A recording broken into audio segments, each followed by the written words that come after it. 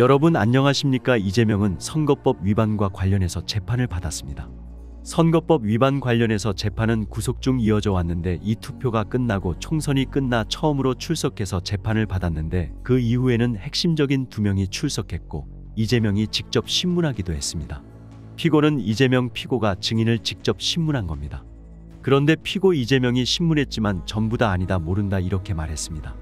이 내용은 뭐냐면 백현동 개발 관련해서 그 당시에 박근혜 정부 때 국토부가 성남시에 연락해가지고 용도 변경을 해주라, 그렇지 않으면 취소하겠다, 거의 협박을 했다고 합니다.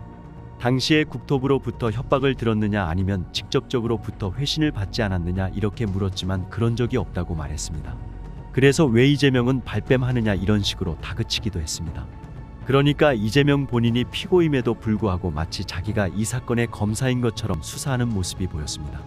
법원에 도착한 이재명은 당선됐지만 사법 리스크는 여전하다는 지적에 대해 어떻게 생각하는지, 임기 중 의원직 상실 가능성에 대해 어떻게 보는지, 향후 재판에는 빠짐없이 출석할 것인지 등을 묻는 취재진 질문에 묵묵부답을 유지했다. 이재명은 이날 서울중앙지법 형사합의 34부 안성진 부장판사 심리로 열리는 공직선거법 위반 재판에 출석했다.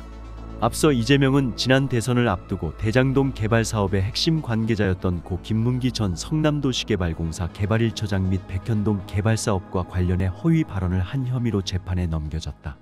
법조계에서는 이 사건이 올해 안에 1심 선고가 나올 수 있다는 전망이 우세하다. 현행법상 공직선거법 위반 혐의로 100만 원 이상 벌금형이 확정되면 의원직을 잃게 되고 5년간 피선거권이 박탈된다. 백현동 사건은 기본적으로 용도 변경을 하는 데 있어서 박근혜 정부 국토부가 협박을 해가지고 그래서 어쩔 수 없이 용도 변경을 무려 4단계나 해줘가지고 아시아디벨로퍼라는 이 업체에게 막대한 수익을 줬다는 겁니다. 민간업체에게 한 3천억 원 정도의 수익을 가게 했다는 겁니다. 원래 그 아파트 단지는 90%가 임대단지인데 나중에 보니까 10%를 임대하고 나머지 90%는 민간 분양을 했다고 합니다. 그러니까 처음 조건과 완전히 다르게 하고 또 백현동 개발할 때는 성남도시개발공사를 아예 배제해버렸습니다. 그렇게 해서 완전히 민간업자에서 이익이 돌아가도록 그런 구도를 만들었다. 어쨌든 이 선거법 위반이라고 하는 것은 지난번에 김문기를 몰랐다. 또 백현동 개발은 국토부의 협박이었다. 이 두 가지인데 백현동 개발에서의 박근혜 정부 때 국토부가 협박을 해서 용도 변경을 해줬다는 건데 관계되는 사람들이 다 몰랐다고 합니다. 재판에는 국토부 협박 발언과 관련한 증인 2명이 출석했다. 먼저 백현동 민간 사업자 정바울 씨는 이재명이 했던 말은 모르는 이야기라고 증언했다. 검사가 당시 백현동 사업을 담당하던 성남시 주무관으로부터 국토부가 백현동 용도 변경을 안 해주면 직무유기로 문제 삼겠다는 협박을 했다는 이야기를 들은 적 있느냐고 묻자 정신은 없다고 답했다. 이어 국토부 공무원으로부터 용도 변경 압박과 관련된 이야기를 들었느냐는 질문에도 정신은 기억이 안 난다고 했다. 정 씨는 당시 백현동 부지의 용도 변경 허가를 위해 성남시 국토부 공무원을 두루 접촉하던 상황이었다. 퇴직한 국토부 공무원 박모 씨도 비슷한 취지로 증언했다.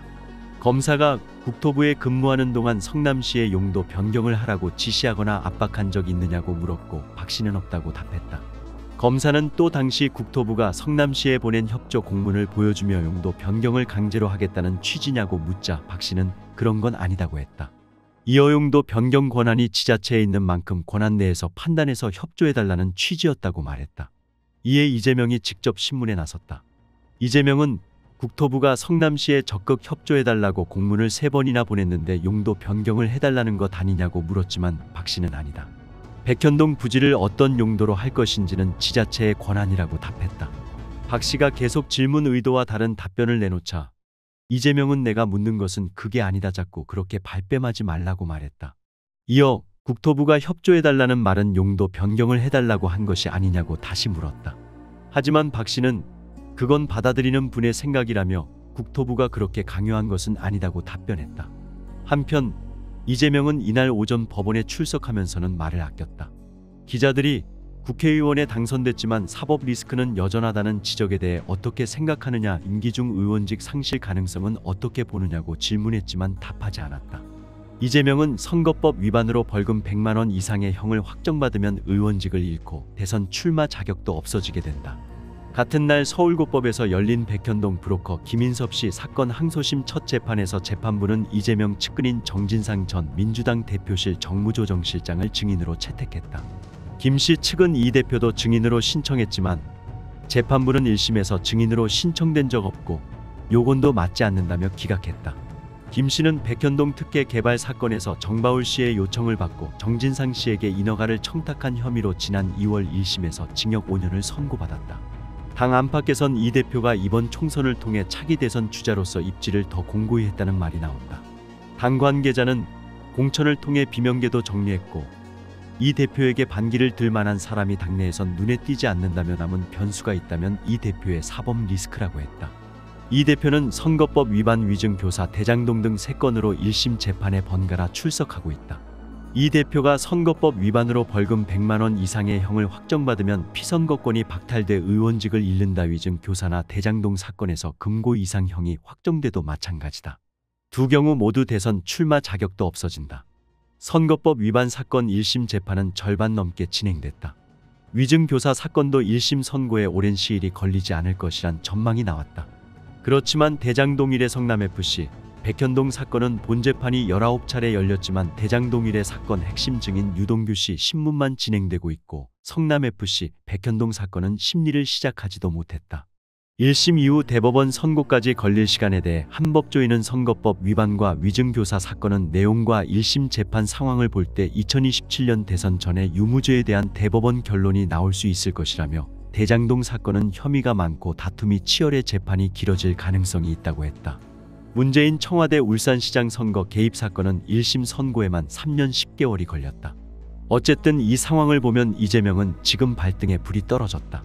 이제 곧 선거법 위반으로 100만 원 이상의 벌금이 떨어지지 않을까. 그러니까 이재명은 국회의원 자리도 잃고 그렇게 되면 바로 사법 처리가 이어지게 되고 내년 대선도 못 나오는 최악의 상황이 벌어집니다. 바로 선거 압승하고 난 뒤에 이재명 발등에 불이 떨어졌습니다. 재판부는 신속하게 처리해라. 빨리 저 이재명 좀 안 보게 해주세요. 온 국민의 염원이다. 정성산TV 좋아요, 구독, 알림은 큰 힘이 됩니다. 후원해주시는 모든 분들께 가열차게 멸공.